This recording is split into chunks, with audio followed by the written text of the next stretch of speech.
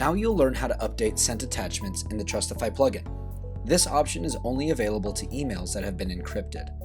The example in the bottom left of the screen is the recipient's email, so you can see the update happen in real time. Here you can see the attachment is named Sample W2 2019, and we're going to replace it with a revised version.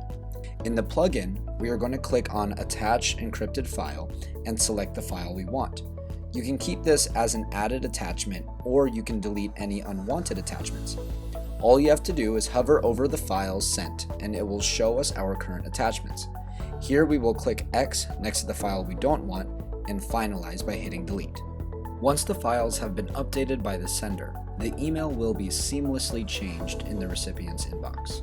Thank you for joining us at Trustifi. Hit subscribe for future updates and instructional videos. Follow us on our social media pages in the description down below. We will see you next time.